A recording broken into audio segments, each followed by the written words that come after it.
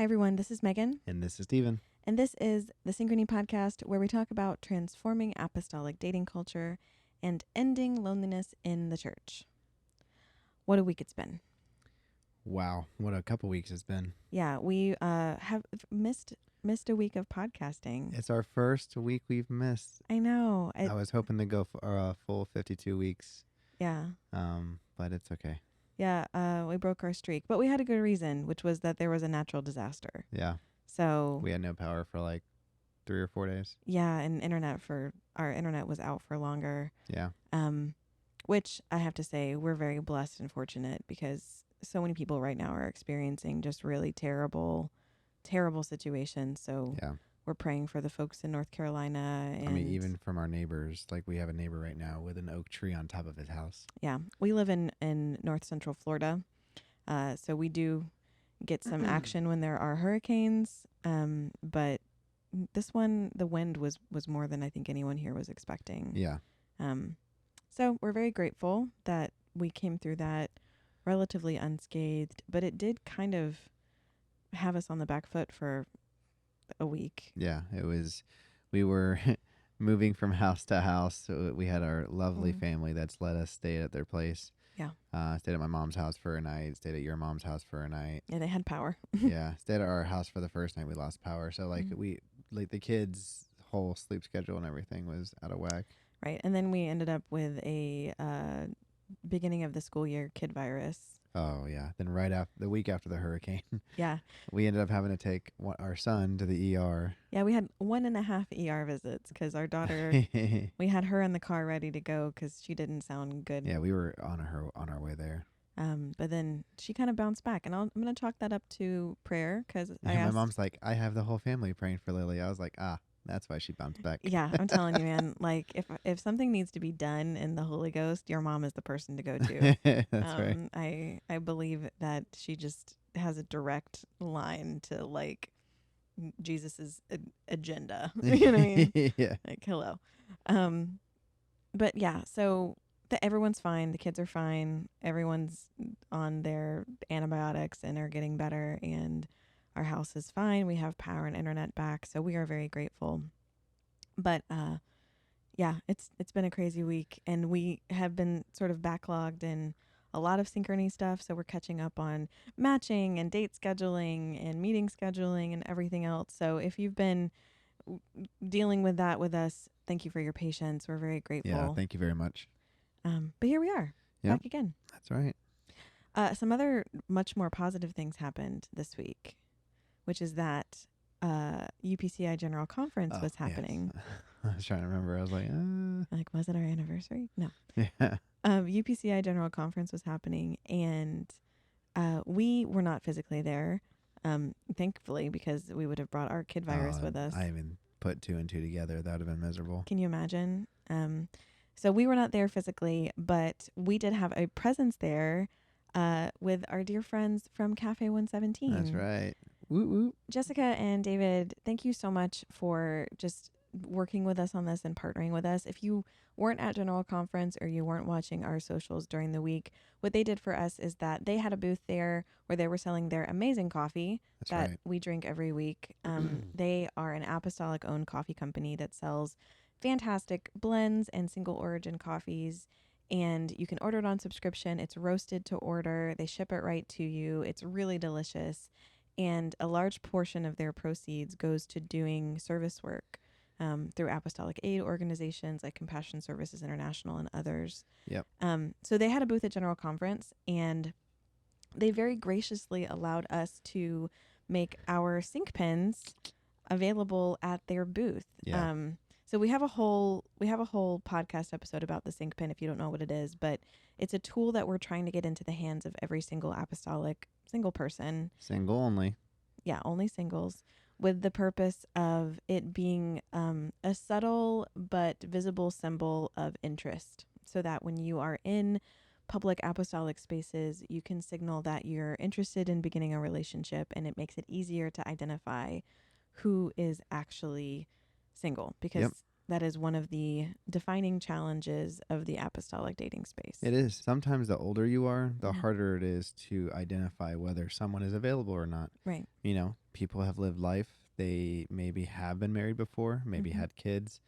And so when you go to a conference or you go to a place where there's a bunch of apostolics in one area and you are seriously looking, you don't want to just walk up to any random person that you find attractive or want to get to know better, because it might be someone's wife or husband, you know? So Yeah. it's like, not everyone wears rings, and you just don't want to offend anyone. Right. So the Synchpins are something that we created to try to combat that. And you can get yours if you were not at General Conference and you didn't pick one up there for free. We will ship you one. All you have to do is go to the link in the description. And pay the cost of shipping. That's it. Right. And we will send it over to you. We are prepping our first shipment. So if you've already registered and you haven't gotten your pin yet, they're coming. We just have to get our logistics together. And again, we're a little bit backlogged. So thanks for your patience. But we'll be sending those out very soon. Hopefully this week. And we want everyone who has a Synchpin, if you are in a public apostolic space and you take a picture, please tag us in your picture. We are using those to, if you're willing for us to use them, we're using those to spread awareness. In order for this to work, there has to be sort of a critical mass of people that are using them. Yep. So we did have a good response at conference. I was excited to see how many people sort of were registering for pins there. Oh, yeah. We have almost 50 people. Yeah. And, that's a great start. And they're talking about it on their socials. We're beginning to send them out to our community. If you are already a subscribed member of the Synchrony community and you want a pin, you don't have to pay shipping. We've already got plans to send you one for free. So go check out the link in the community to provide us with your shipping info. But anyway, all of that's happening to get our Synchpins out into the hands of our single people. And thank you to Jessica and David Tanderup of Thank you so much. Cafe 117 for helping us do that. So it was an exciting week for that. It was great to see our materials out in such a big apostolic space. And I hope you guys know this at this point. We spent a lot of time hyping up UPCI General Conference because it was an event that we could get into where there was a lot of traffic. We are not marketing this or the Synchrony project to just the UPCI. We're very happy to be working with a lot of folks from the ALJC and WPF as well, and other apostolic organizations beyond that. Yeah. So our dream and our hope is to one day be able to physically go to all of those conferences in person. Yeah, we'd love to have a presence at all of our major organizational events so that we can just be a resource to all apostolics. And that's something to keep in mind. If you have a conference suggestion for us for next year, please let us know. There's an email in the bio where you can contact us or in the description. And we'd love to go ahead and get that on the calendar. We're starting to make those plans for next year. Yeah, I know. I'm excited. Yeah, me too. Okay. We have to announce our winner. Yeah. It took we had a longer than typical period for people to comment on our last podcast. Yep. So what we're doing is, for those of you who don't know, we're asking folks to like and comment the podcast episodes on YouTube. Yep. This helps spread visibility and works for the algorithm to help create new access. And then Stephen is randomly generating a winner with a system from those comments. It's not very complicated. It's literally like pickawinner.com. Hey, and you put in the URL to the YouTube video and it pulls the comments and you can select what kind of comments you want to pull from. I love that though. So anyway, we love that and we're grateful to those of you that have been participating. But we do have a winner for this last video. We do. And her name is Madeline Dancy. Yes. Madeline, we love you. Thank you so much. Congratulations. Sorry if you were looking past the camera because we have a screen behind the cameras now. Yeah. But yeah, we congratulations. Thank you.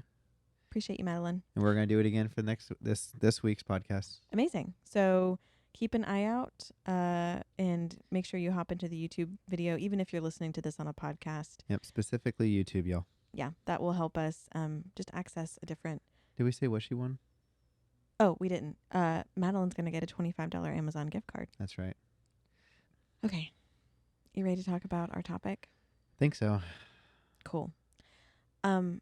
So we have a decent number of matches right now, people who have met through a Synchrony date and are now communicating. Yep. that are in this kind of liminal space, meaning like they're kind of in between two stages where they've met and they've expressed interest in each other, but they're not officially dating yet. Yep. They're in the figuring it out phase. The talking. Yes. The talking phase. Is that what like the younger people are calling it? Because that's what it was when we were growing up. But is that still the thing that people... I have no idea what people are calling it. Yeah. Someone comment and tell us what the kids say now about, you know, whatever. They're not, you know, it's like if we were back in the day, it's like, well, they're not going steady yet. They're not courting one another. Yeah. Yeah. Who knows? Anyway, it's a weird time for a lot of people, right? Because the expectations are unclear. Some people want to move really fast. Some people want to go really slow. Mm-hmm. And that can put off a lot of bad signals to people, even though it's just a matter of communicating.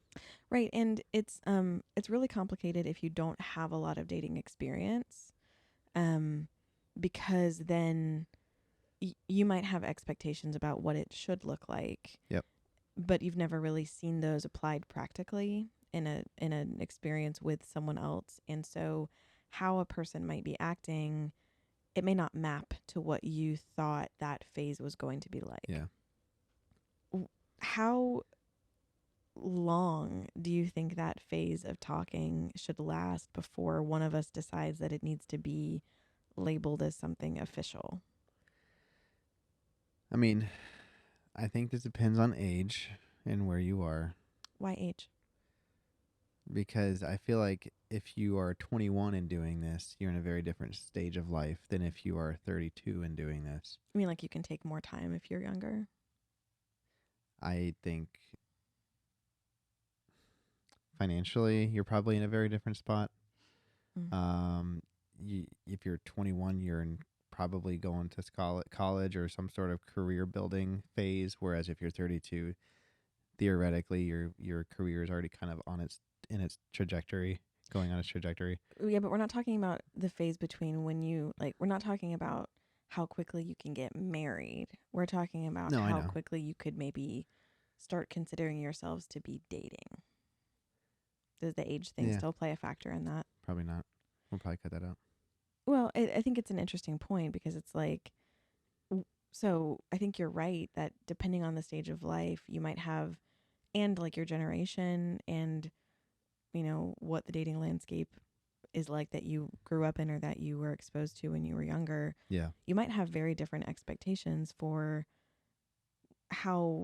what these stages even look like, what they're called, who should be sort of taking the lead in them. Yep. What the expectations are, who's responsible for doing what. All of those things could be very different. Yeah. For each person. It's true. Mm-hmm. So, I mean, taking into consideration of all those things, I think you run. So let me answer your question. Mm-hmm. I think it should be about 2 months. Yeah. That you can get to know someone and know that whether or not you want to move forward with dating that person. Right. 2 months is like the longest. I mean, you can move forward faster if you want to. But I think that if you go much longer than that, you run the risk of getting stuck. Mm-hmm. I feel like you are probably dabbling with like cold feet, or you don't want to be the one to ask the first question, or I feel like there will be a lot of like misread assumptions. Mm-hmm.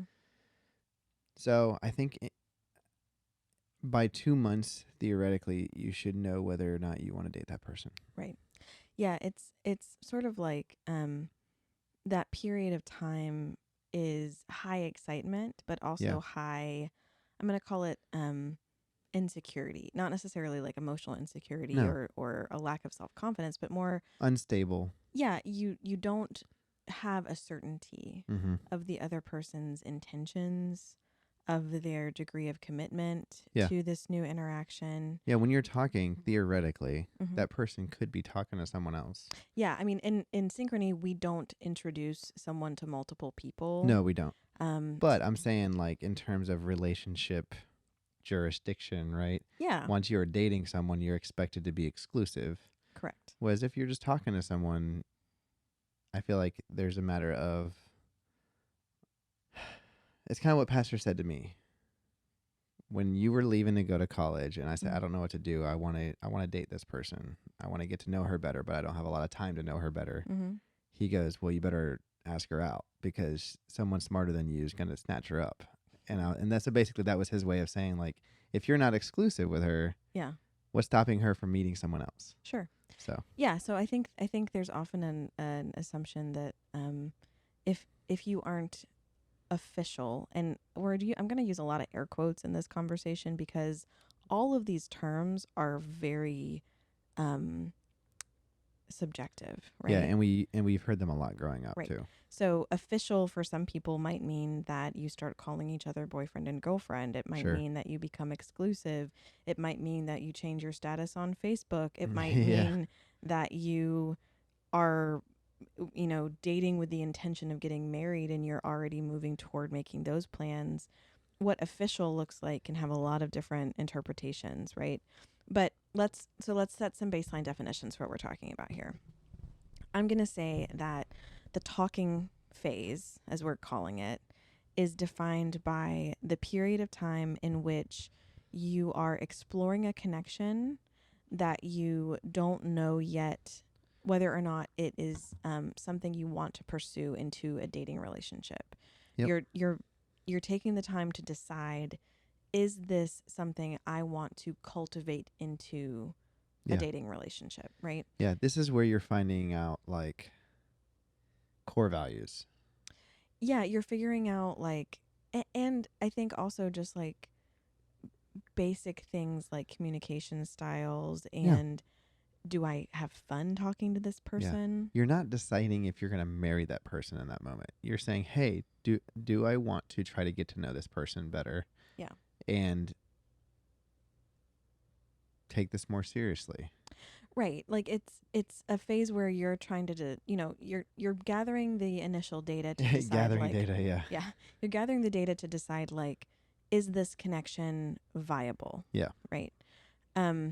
And it can feel like a really insecure place to be in because you don't always know how much they like you. Usually these, as much as I think some of us would want them to be, these periods aren't full of sweeping romantic gestures often. Yeah. Right. People are hesitant to make themselves emotionally vulnerable, and they're slowly letting you in bit by bit sometimes, right? Depending on the person and how they roll. So I like the idea of a 2-month window because, and I think that the length is going to depend on how frequently you communicate with this person. Sure. If you guys are constantly texting back and forth all day long, I would expect it to maybe be even faster. Yeah. If you're talking a couple times a week. 2 or 3 times a week. Right. Yeah. And either of those is fine as long as you're setting appropriate boundaries and moderating and talking to your mentors and leaders about it, right? But I think the more frequently you communicate, the faster you should be able to get to the core questions that will help you make the decision of whether or not this connection is something you want to move forward. Yep. So what are those questions that people should be talking about during that phase to make sure that they have the right information to move forward with? It's kind of a difficult phase because it's not like this isn't like you're going to know all of the answers, right? Mm-hmm. Like that's what dating's for. Dating is to get to know them better, know them well enough to know if you want to marry the person.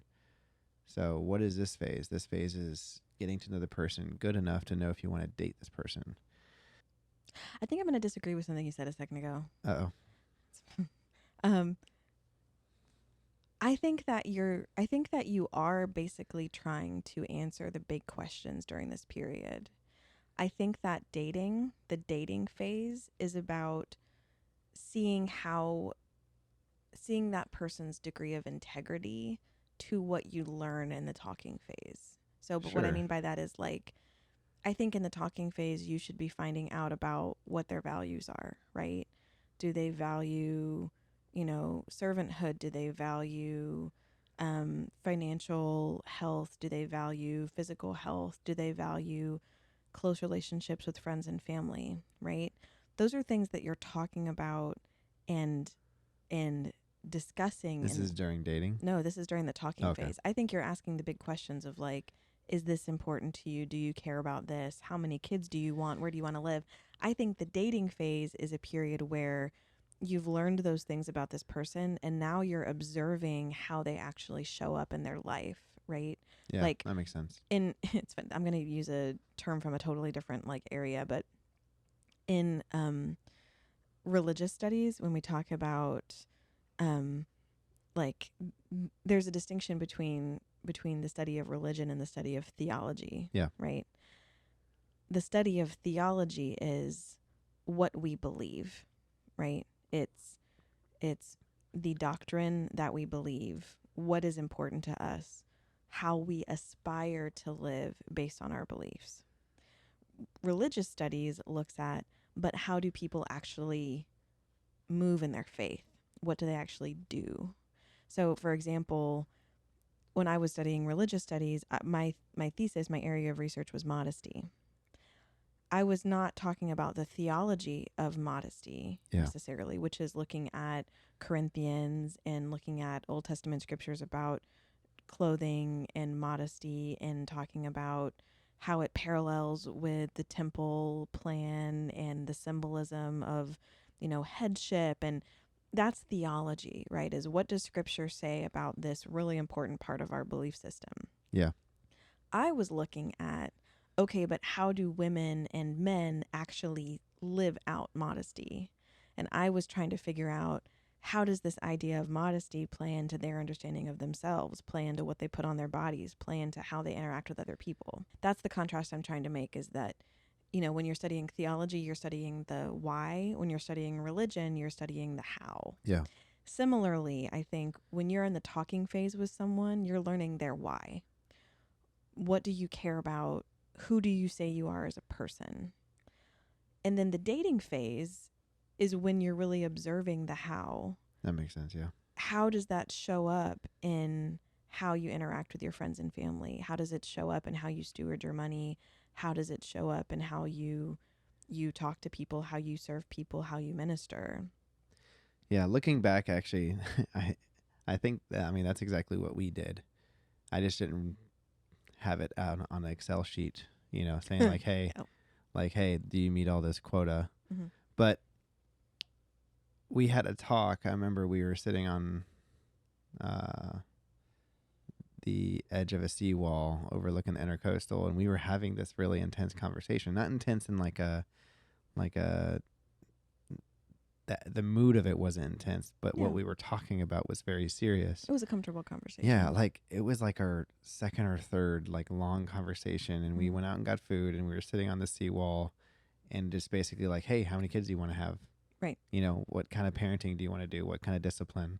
Mm-hmm. Where do you want to see your family with finances in the future? That's not our family in that situation. We weren't saying we weren't planning for that, but that's something that we were talking about. Yeah.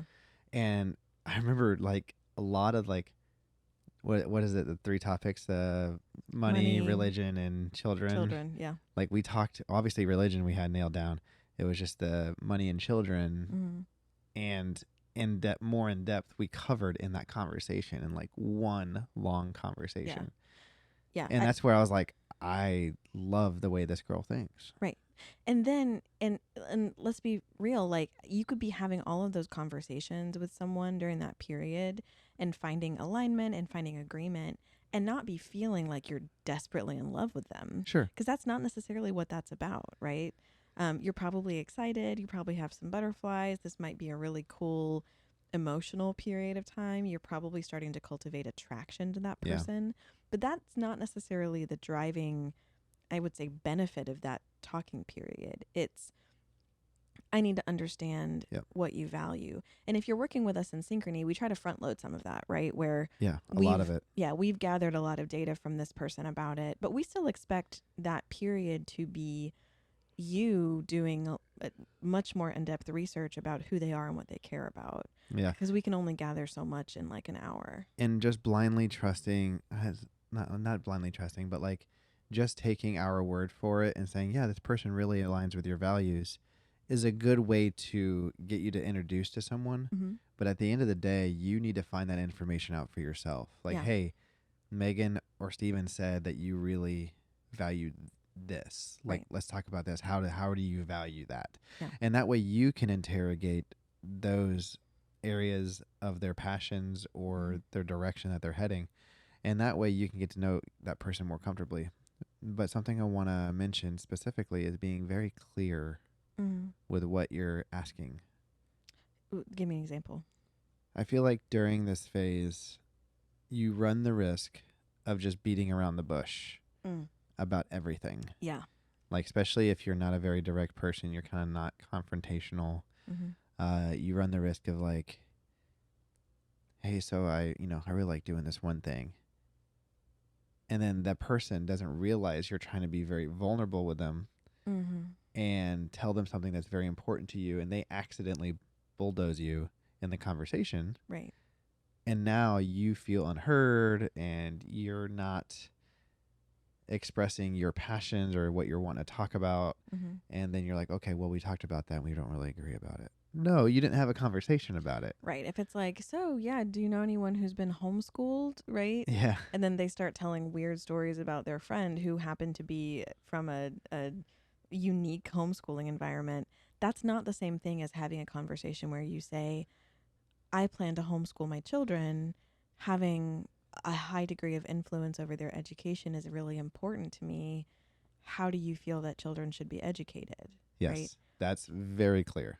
Yeah. And obviously it doesn't have to be in those words, but Mm-hmm. there's a difference between those two conversations. Yeah.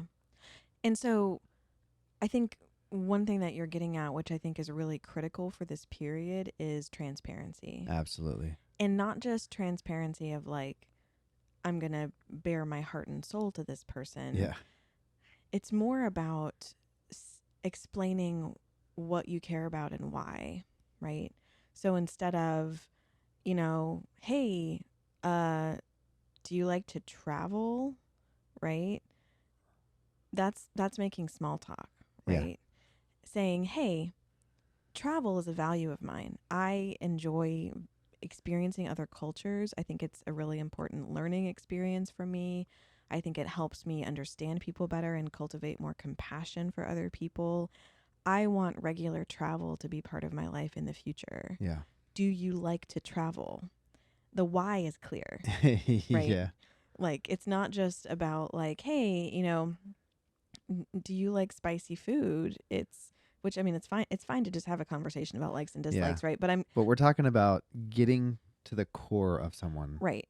It's like, do you like spicy food? And really behind it is, I am Caribbean, of Caribbean descent. And when you come to visit my family, everything is going to have heat. And I need to know if you're going to be able to tolerate that, or I have to go start talking to my aunts and mom about making really bland food for the first time you visit, hey, right? Can you make a batch just like no seasoning? Right. And white rice. Yeah. Oh, man. Yeah, like, I think I feel like that'd just be offensive. Yeah, no. We're I think we're both harkening back to our church from West Palm, where we were blessed with a congregation that had a very, very heavy Afro-Caribbean and Latino Caribbean influence, and the food was... It was phenomenal, but you would accidentally walk into some heat sometimes, though. Yeah, church potlucks were like... It was like the best game of roulette you could play. Oh, it was fantastic. Because you knew everything was going to be delicious. Yep. You might not be able to feel your tongue afterwards. Nope. But it was, and they usually toned it down. Yeah, because, they're like, they know these people can't handle it. Yeah. I only used 2 Scotch bonnets instead of 10. Exactly. Yeah, anyway, so explain the why behind your questions, right? Yeah. You can have funny surface questions of like, I like to wear purple and I've got goofy ties or whatever. Like, talk about the funny things. It doesn't have to be hello, it's time for our scheduled conversation this week, and I have my list of 20 interview questions to ask you. Yeah. I think the core of what we're trying to talk about is during this phase is like, get to know who this person is. Yeah. And don't throw out the baby with the bathwater either. Like, if there is something necessarily that like like say, like let's use a homeschooling example. Like I Yeah. plan on homeschooling my kids, and that's really valuable to me. And the person says, "Oh, I don't think I'm going to homeschool," or like, I have some reservations about homeschooling. I wouldn't necessarily say, "Oh, no, this person's not for me. I can't marry this person." Right. Don't like Like, cross them off the yeah, list. interrogate, like, what's going on? Like, Mhm. have like intelligible conversation with this Right. person, and who knows, maybe one or the other's minds might be convinced otherwise Mm-hmm. in the future. So, like, what I'm saying is, like, if you do have a master list of what you're looking for in someone, if someone doesn't exactly meet that, I wouldn't just throw this person out. Yeah. To use that example, the homeschooling example, let's just say that was something we were talking about. And I Yeah, said, it's a value for me to homeschool my children. And you said, oh, I really don't want to homeschool.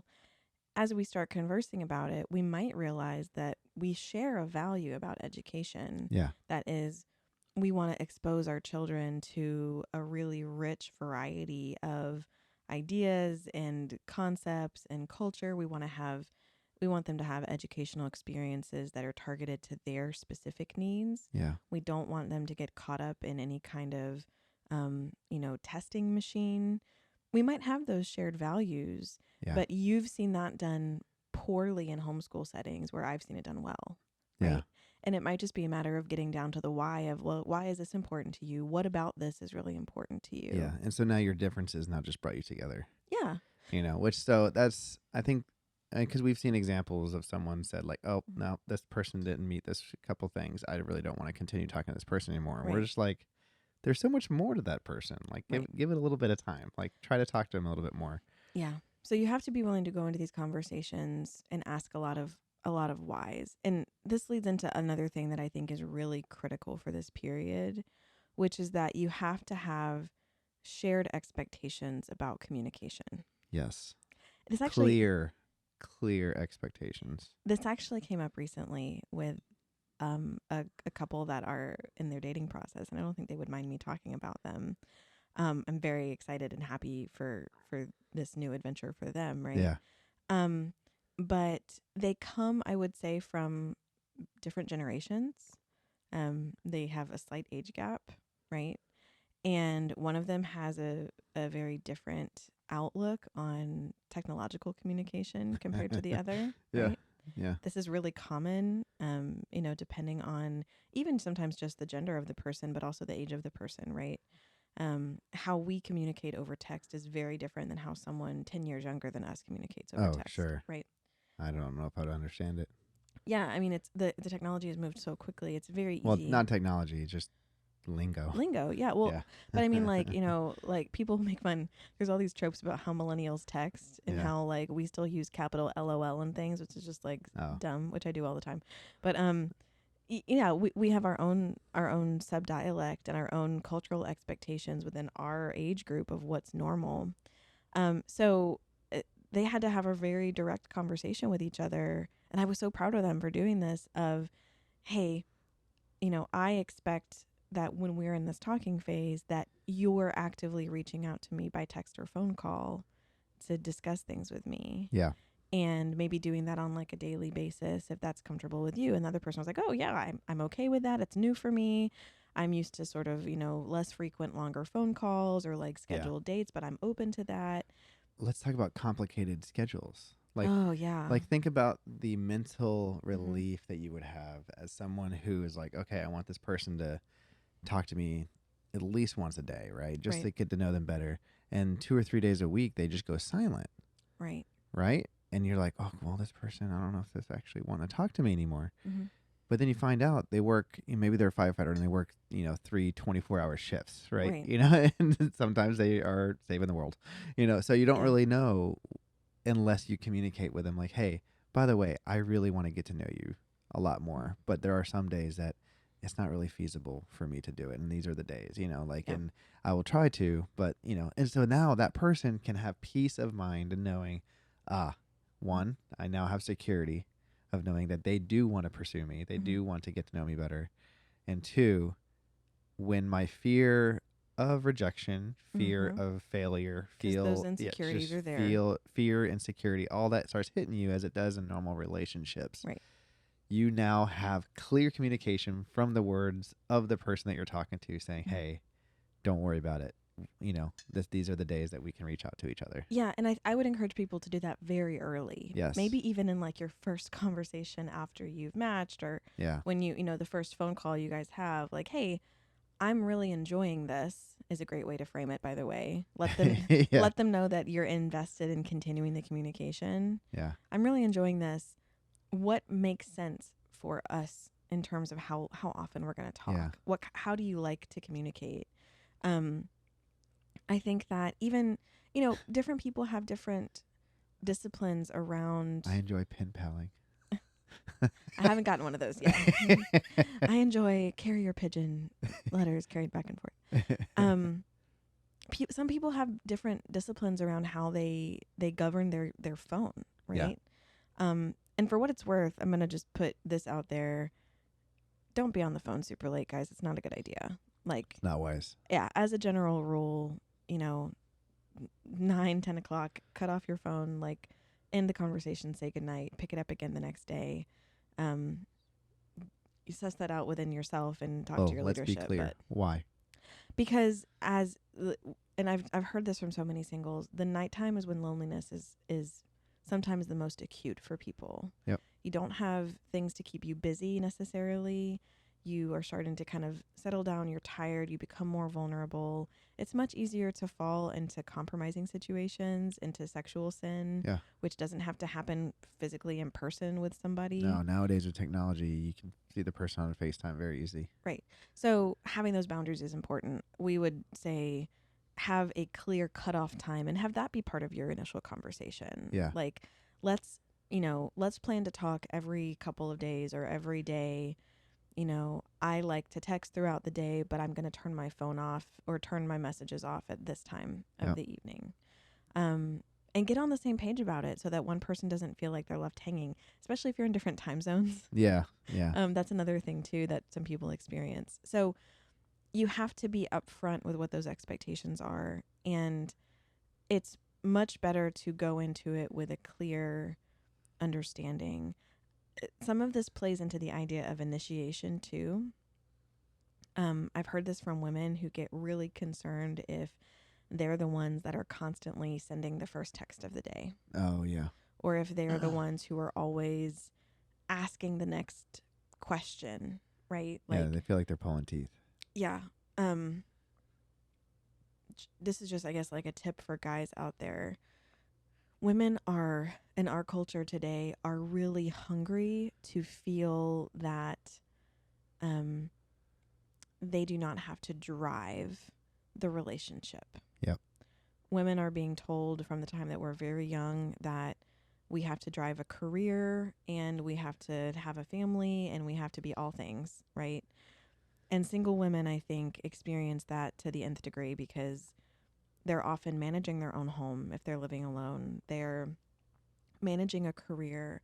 Sometimes they're serving in ministry by themselves. They're already administrating their lives. And they are eager to partner with someone who is willing to step in and relieve some of that burden of management and overhead and leadership. And the way that that shows up in this early phase of talking is a guy taking the initiative to move the conversation forward. Yeah. And that doesn't mean that he has to be the one asking all the questions or doing all the things. It's a two-way street. But men, I want to just encourage you, express your interest and express your, like, take initiative and say, I would like to call you tomorrow, right? Let's have a conversation about some really important things. Here's what I really care about. Be active in the search to understand this woman. She will receive that as a sign that you are committed to the work of a relationship and that she's not going to be signing up for a relationship where she's the only one putting in effort. Yeah. I cannot stress enough how frequently that comes up in my That's consultations. That's what I was about to say. Because you were saying, like... There's a bug in my coffee. You were saying blanket statements a second ago as if you didn't have data. Mm-hmm. And you were kind of saying, like, women, and sometimes I feel like women feel... I'm sorry, there's a fly in my coffee, and I have to get it out because I really want to drink the rest of this coffee. Cafe 117 is so good that even bugs want it.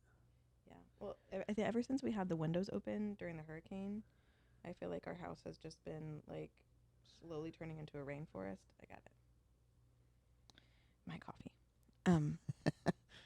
Yeah. So what I was saying is, it's not just a passing generalization that you're saying. No. You're literally talking to over 100+ women at this point, and a lot of them have expressed this to you. Yeah, a lot of them have experienced it, Yeah, right? and so this isn't just you saying, "Hey, my armchair psychology opinion is," you're literally talking to women that say these things. Yeah, it comes up in, I would say, the majority of conversations I have. If a woman has had experience dating, and or she's tried to do online dating, or she's been, she's talked to someone over Facebook Messenger or over text, she's probably encountered a frustrating situation where she felt like it was her job to move things forward. Yeah. And what that says to a woman is, this guy is not interested enough in me to take action. And a man who demonstrates initiative is also telling this woman that he thinks that she's valuable and attractive and worth seeking, right? Yeah. That is a type of pursuit. And once again, I want to stress that it's not a one-way street. It's not that the guy should be taking on the whole burden of the conversation either. But the number of women I talk to who say that, like, I was trying to talk to this guy and I was asking all the questions, and I was the one asking when we could see each other, and I was the one planning our dates, and I was the one, asking if we wanted to become official. And it felt like the whole responsibility was on me, and I couldn't stay in that relationship because I didn't want my marriage to feel that way. Yeah. So it shows up early for women, and demonstrating that initiative is a really great way to make a first impression. Yeah. So correct me if I'm wrong. Mm-hmm. All these things that you just described about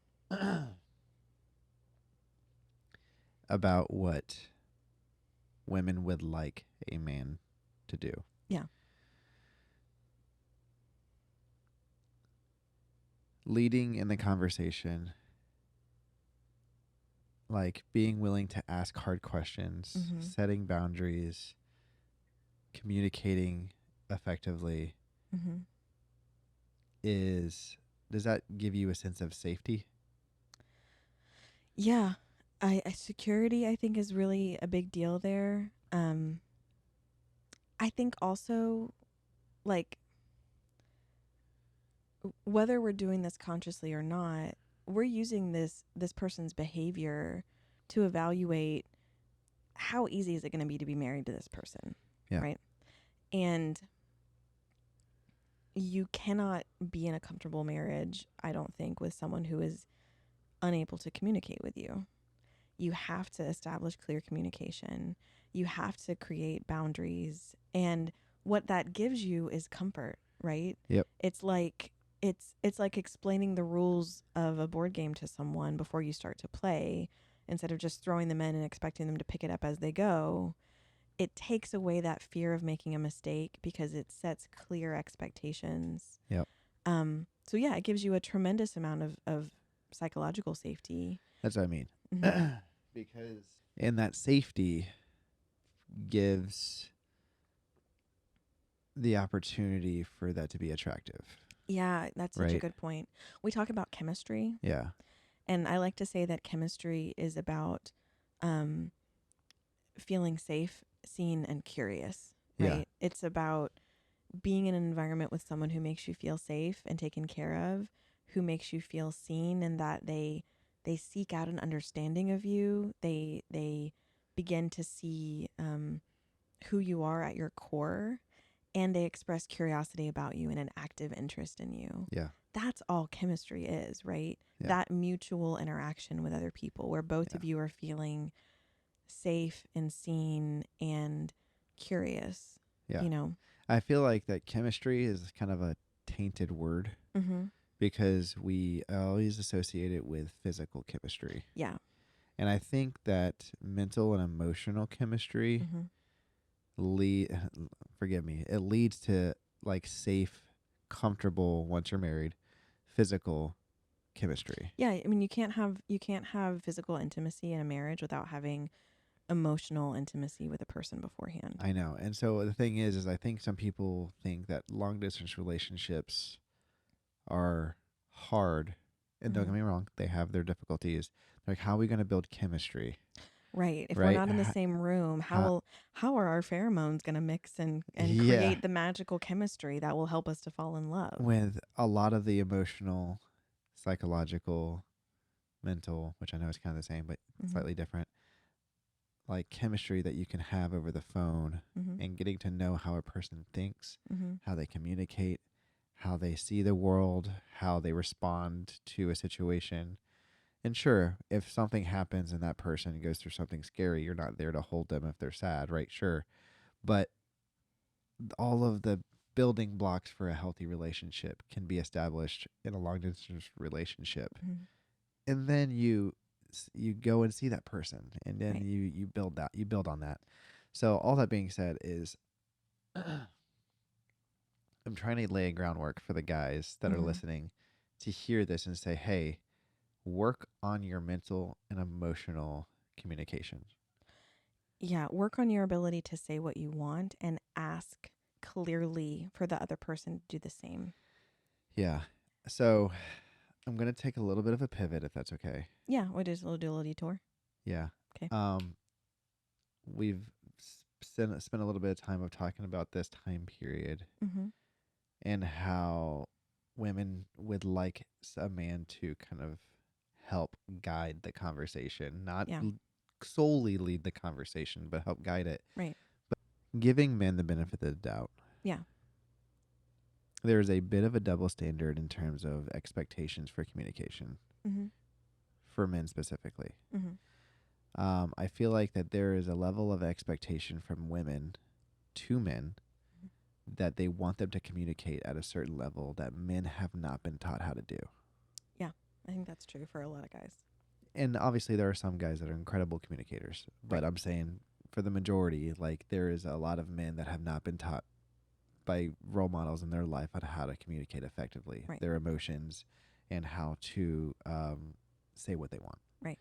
So that being said, expecting a guy to be a mind reader and expecting them to know how to communicate with you in the best way that suits you as a woman also isn't going to work. Yeah. So I feel like that if a guy that you are interested in is not effectively communicating with you the way that you want them to, it's okay to have a conversation with them and say, hey, recently we just had this conversation and it made me feel this way. Yeah. This is how it made me feel. Can you please explain why? That would give a guy a gold mine of an opportunity to say, oh, I didn't know it made you feel that way. Right. I had no idea that I made you feel that way on accident. Like, please, let's have this conversation.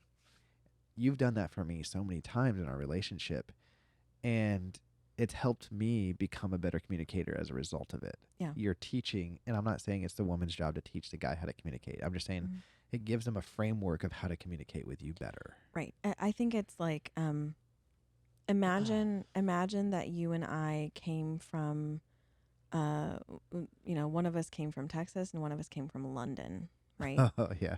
We both speak English, but very different flavors of it. Yeah, and very different aspects of forwardness. Right. Well, and just the dialogue is different. The vocabulary is different, right? What are chips to both of us, right? They're different. We would have to cultivate over time, talking to each other, a shared understanding of the vocabulary that each of us uses and what it means. It's no different when you get into a relationship with someone, even if you come from the same geographic region and you speak the same language and same dialect and subdialect of that language. You still have to go through a period of negotiating how someone communicates. Yes. We had an instance of this early on in our relationship where you were, in an attempt to be very respectful of me. This was after we were sort of officially dating, right? you were asking very detailed questions about what I was comfortable with in terms of affection, right? Oh. Can I hold your hand, right? Yeah. Like at this moment, are you comfortable with me holding your hand? But the way you framed it was, I don't want to be too forward. I don't want you to think that I'm trying to make any kind of moves. I don't want to make you uncomfortable. I was just wondering if it'd be okay for me to hold your hand right here. And I am going on this other side, like I literally said, please never ask me that way again. Like, Yeah, I think you actually said that. I think I did, because I found all the hemming and hawing and caveating like really uncomfortable for me. Sure. And it took all of the mystery and magic and sort of like gallantry out of the experience for me. Yeah. Like I kind of just said, it was, what I said was like, I'm comfortable with hand holding. Feel free to just take my hand whenever you'd like to, Yeah. right? But that gave me freedom to let me know, one, where you in that moment, even though it was probably irritating to you, you were still communicating with me Yeah. very effectively. So that way I now better understood you as a Right. person. And just because, for what it's worth, just because I found that one instance of how you asked kind of icky, Yeah. it wasn't like, well, now I'm done with this. Yeah. Right. It was just like, I don't Well, like to. good thing, because I think that was the same day that I asked you to be my girlfriend. Yeah. We had already had that conversation. Yeah. So I had already Oh. said, yeah, this is good. And then I was like, never ask to hold my hand that way ever again. That was so weird. Like Yeah. but it was fine. And you have to have those conversations where it's like, hey, I, I like to talk about things like this, right? Or I am a talk to think kind of person where, if we're having a conversation, I'm going to start working out my opinion of it out loud. And that might be kind of confusing to you. Or I like to talk, this is you, like I like to talk in stories where it sometimes takes me a long time to get from one end back to the central point of where I started. I have trauma of people making fun of me with that when I was a kid. Well, we're not going to unpack all that right here on camera. We'll talk to a therapist about it. Literally, I would start telling a story as a preteen or a teenager, and my friend Nick would just be like, "Here goes Steven telling a story again." I mean, yeah. But so unnecessary details. okay, it's okay, babe. So the point of this is like during this part of this period of time where you're figuring out expectations, you have to be having straightforward conversations about what you need, Yeah. right? And if it's, I need you to be more direct with your questions, right? Or I need you to sometimes be the first one to text in the morning so that I know that you're interested. Or I need you to ask me questions about my family so I don't feel like I'm grilling you. Ask for what you need, right? And then be receptive to the other person asking some things that you're not as familiar with or comfortable with, right? Yep. I want to talk about one more thing that I think is really important in this phase before we wrap up. I know we're getting kind of long here. So it is very, very easy, because of how nuanced and complicated and difficult it is to set those expectations and have those conversations. It is very easy for this talking period to just slip into a situationship. Yes. Meaning that nobody defines what's happening. Nobody moves it forward toward a relationship, right? Nobody sort of cultivates a natural progression of this connection. And what usually ends up happening in those situations is that at least one person, sometimes both, end up feeling very disappointed by it. Yeah. Because there's not growth, right? There's no vision for where this is going. It doesn't feel like it's making progress. So to avoid situationships, there has to be a clear moment of decision making, whether it's at the end of this 2-month period or earlier, where you have to have an honest conversation with this person of, do you feel that this is a relationship that you would like to move forward into something serious or not? You cannot avoid having that conversation. Nope. Like, you have to be willing to say, and I know that this requires vulnerability. I know that this requires you to put yourself out there. And this also puts you at risk of them saying an answer you don't want to hear. Right. And I will say it is not just the man's responsibility to start this conversation. Yeah, absolutely. I wish more men felt comfortable doing that, but the reality is you have to have the conversation either way. And Yep. if you are the woman in this scenario and you feel like it's the time, you should step into it and talk about it, right? But it's a conversation of, we need to decide if this is going someplace, right?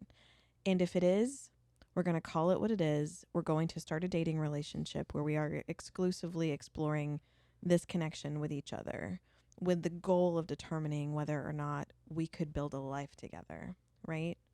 Or we need to make the decision that we're not able to give each other what we need. We're not able to meet each other's expectations, and we need to end this amicably. Yeah. That needs to happen in a relatively short amount of time. Thing is like, that sounds scary. Mhm. And I know like half of y'all's hands just started getting clammy thinking about that conversation. Yeah. But the amount of peace that Mhm. the result of this conversation will give you, whether it goes good or poorly, Mhm. you will now know at the end of this conversation, or whatever the ultimatum is that you gave this person, like, hey, let me know by the end of tomorrow. Like, you will now know we can now move forward in this relationship, or I can now start grieving this relationship, give myself a time to grieve, and then move on. Right. Because if not, there are situationships that we've talked to some people that have lasted years. And the thing is, yeah, theoretically that person could be meeting other people during that time, Right. but you're still technically emotionally exclusive to that person. Yeah, you're spending all this time talking to this person. You're getting to know them so deeply. Everything in you is saying this should be a relationship that I can count on, and it's not. Exactly. And you're constantly waiting for it to become something where you feel safe. Yeah. It's an absolute scourge, I think, on our dating culture, and it ruins people's chances at connection. So if you are meeting this person, you have to be willing to start that conversation, and ideally start it before someone in the relationship is getting frustrated, right? Yeah. So it's one And of the guys, like, yeah, it is attractive to a woman to move a relationship forward in the right timing. absolutely. Like saying, hey, I really like you and I would love to call you my girlfriend. Right. And make this more official and make it more serious because I want to get to know you better. Yeah. And if like, I can imagine that is attractive to someone. yeah, and let me say this. I think guys sometimes worry that they're going to do it too soon. Yeah. And that's a legitimate fear, because women can get nervous if a guy is saying this after a week of talking to them, right? Yeah. Depending on their own history and what they'd like to do. A better way to frame it that I would love more guys to use is, I am very interested in you. I really enjoy being around you. I would love to pursue a relationship with you. What do you need to know from me to make you feel confident in making that decision? Yes. What else do I need to show you or tell you or talk to you about? Do I need to talk to your leadership? What can I provide to you to give you the same confidence that I have about what we want? Yeah. Game changer. Yep. Right? Because then you're not saying, hi, I'm a man who likes you and I'm putting pressure on you to make a decision. Instead, you're saying, I like you and I want to serve you by giving you what you need to make this decision with me. It takes right? the conversation off of him or whoever is doing that Mm-hmm. and puts it on the other person to say, hey, I am not thinking about my needs. I'm thinking about your needs. Yeah. Which, again, psychological safety. And that's the foundation of a healthy partnership. Yeah. Obviously that's not the end all and be all, but that Mhm. is a great groundwork for a healthy communicative relationship. Right. And then it's also okay if this person comes back and, if you're telling someone like, hey, I'm interested in a relationship with you. I'm ready to make a decision about this. I'd like to know in the next couple of weeks if we can become official or not. And the other person's saying, I'm just going to need a lot more time to feel safe. I'm going to need a lot more time. You are within your rights to say, that's fantastic. I can't wait. Yeah. That's okay. Right? I've talked to people who have, they found someone attractive. They liked them. They were worried they wouldn't meet somebody else. and this person just kept saying, I'm just not ready, I'm just not ready, I'm just not ready, there's a point at which you can say, I can appreciate that you're not ready, but I am. Yeah. And I need to go find someone who is also ready. And it's been wonderful, and it's been great talking to you. I'm going to move on because I am ready to deepen a relationship, and you're not yet. Yeah. Right. And this is a whole nother podcast, but, Mm-hmm. and this is hard because you're also losing a friend in that moment. When, Yeah, potentially. If this I mean, if you've been in a situationship for 6 months to a year, oh yeah, I'm not talking about them. I'm saying that's usually, those are the ones, that's hard. Yeah. those are the ones that are probably the hardest. Yeah, you're The ones that are vulnerable to slipping back into that over and over That's what again. I'm saying. They're comfortable. They're a safe place. And Mhm. so what I was going to say is if it's a really prolonged situationship or a friendship that never went anywhere, I would suggest, at least for a season, cutting ties. Yeah. And only because it is going to be hard for you to emotionally invest into someone else Mm-hmm. if you mentally have someone on the back burner that you could like go and talk to again. Right. It doesn't mean that you burn this person to the ground, or you No, talk bad no, about them, or you respectively. post dumb stuff about them on social media. It just means that you say, it's been great. I need some time. You need some time. We're going to move on. I wish you all the best. Yep. You know, Yeah. and the thing about it is, like, I know that all of this takes bravery, right? All of this is a practice exercise for the type of communication you're going to want to have in your marriage, because there are going to be points where you have to talk about the hard things. Yeah. Um, And what she just said is so on point. Because I think sometimes we have a fear of like having too hard of a conversation with a dating prospect. oh, like it being too serious too soon. Sure. Mm-hmm. When really, I knew I wanted to marry you Mm-hmm. when we had really hard conversations about really deep stuff Mm-hmm. very easily. Yeah. And I was like, oh, she's easy to talk to.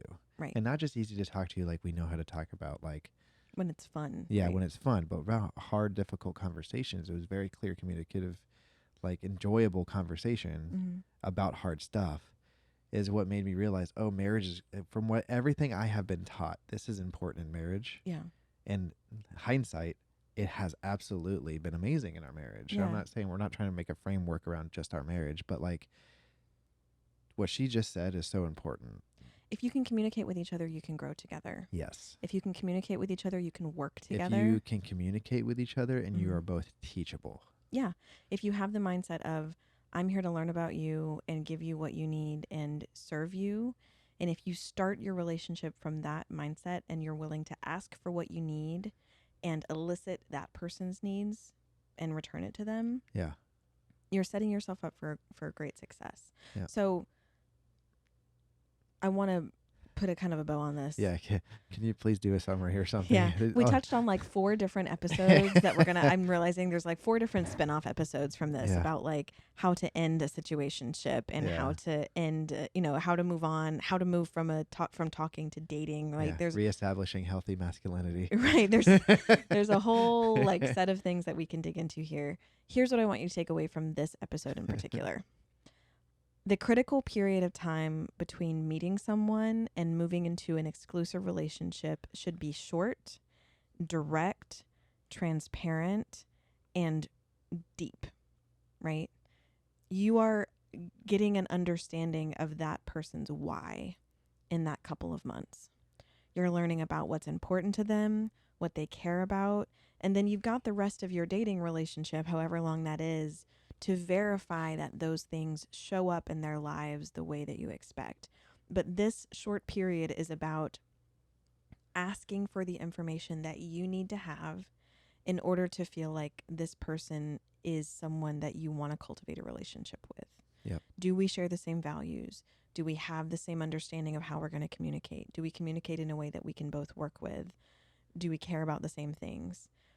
Setting clear expectations and boundaries during this period is critical, and having a clear, I'm going to use the term pass-fail at the end of it, where both of you agree to either move it forward or move on, is vital. If you start to feel anxious in this conversation, like it's not moving fast enough, that's a signal that you need to be asking for something different from that person. Yeah. And if you feel like you've asked and they haven't been able to give you what you need, it might be time to say, this isn't working for me. Yeah. Well, make sure you ask yourself, am I asking clearly? Right. Have I given this person every opportunity to provide this Yeah, to because me? some people are asking questions. I just had a situation with Lily the other day. Our daughter. Sorry, our daughter. Mm-hmm. Where she kept on saying, why? And I was telling her why. Mm-hmm. And she got so frustrated with me. And she ended up going to you and saying, like, I kept on asking Daddy why, and he wasn't telling me. And I was like, I literally told her 25 times. Mm-hmm. And she ended up saying to you, she didn't understand what I was saying, what it meant. Yeah. And so I was answering her, and she was asking, but we weren't communicating. Yeah. You were. It sounded like you guys were kind of. You were talking past each other. No, I was giving her a response that was above her head, and I'm not saying in a relationship, Yeah. this good situation. We're talking about a kid and an adult, but Yeah. I'm saying, like, if you don't understand why someone is doing something, maybe ask yourself, should I say it in a different way that's more clear? Right. So there's a balancing act between seeking out that clarity and making sure that you've given a person every opportunity to provide what you need, but also not spinning your wheels, right? Yeah. 2 months. Aim for that. Yeah. And that's an arbitrary number that we made, Right. but I think that's a healthy number. If you're communicating on a fairly frequent basis, multiple times a week at least, and you get to the end of that 2 months and you feel like you don't have enough information to know if you want to date that person, you're not asking the right questions. Yep. Right. And you need to have some serious time to think about, what do I need to know about this person to decide if I want to exclusively date them? Right. Doesn't mean you're committing to marrying them. It means you're interested in knowing, can I become exclusive to this person and start to talk about our future together? Yeah. If you get to the end of that 2 months and you have no idea, then you guys haven't been talking about the right stuff. So if you are one of our lovely matched pairs that have gone through a synchrony date and you're in this liminal space where you're trying to decide where things are going and you've been talking for a couple of months, if you don't feel like you have clarity, reach out to us and we're happy to help sort of talk you through it. If you need some tools for how to approach those conversations. Which most of our people have been doing that. They've been reaching out. A lot of them have. It's been great to get to hear sort of how people have gone through this, and we're learning a lot from just talking to them. But the takeaway is, during this period, cultivate clear communication, ask for what you need, and make clear decisions about what you want. Yep. Okay. We'll have to unpack more of those things that we touched on in another episode. This is a longer episode because we missed a week. So we missed you guys. I did. I missed doing this with you. Yeah, me too. Yeah, it's been nice. It has. I was daunted by the setup process. Yeah. But then as I sat on the couch, I was like, I miss this. Yeah. No, I know. It's been, these conversations help reaffirm for me the importance of what we're doing, because I know that there are people out there who have never been given this training of how to move things forward in a way that's helpful to them. Yep. So yeah, hopefully this will help someone avoid getting stuck in a situationship that's not fulfilling. Yeah. You deserve more than that. You deserve to be in a relationship where you feel safe and you feel, that chemistry is being created by someone's curiosity and interest in communication with you. Yep. So I guess we're going to end it soon. Yeah, let's do that. Well, what I'm going to say is, if it's your first time listening from General Conference after learning about us, hi, and this is a little bit heavier of an episode. Hi. Yeah, not our heaviest, but it's bulky. If you are listening and you have not yet registered for your Synchpin, you do not have to be one of our community members to have one. You do not. Right. Any apostolic single can wear one of these. And please tell other singles in your life about them. Even if they have no interest in working with us as matchmakers, that's fine. Yeah, that's okay. We would love to see one of these in the hands of, or on the lapel of every apostolic single who is interested in a relationship. The more people who have these and who wear them and who popularize them, the easier it will be to use them as a tool in our apostolic spaces. So talk to the single people in your life about them. have them register. You can grab the link from the description and send it to them. We are going to be, if we, when we have the opportunity to be physically present at events, we'll have these with us. Ask us for them and we'll give you one. Yeah, if you can find us in person, you can have it for free. We're not trying to make money off of these. We just want people to be able to use them as a tool. So take a look at that. Register if you haven't already. And while you're doing that, don't forget to go check out that discount at Cafe 117. That's right. Get yourself some real good coffee at a discount. Yep. Well, hey. Hey. I love you. I love you too. I love the way you communicate. Thank you. Well, thank you. Yeah, especially this week. It has been. Oh, yeah. It's funny. I thought about posting it, but I decided not to because I didn't want to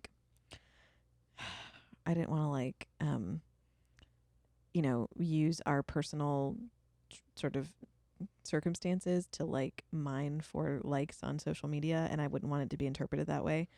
I took a picture of you when we were in the emergency room with Fletcher, our son, or he was asleep on the table thing, hospital bed thing, and you were kind of curled around him, also asleep. And I was watching you guys sleep and just thinking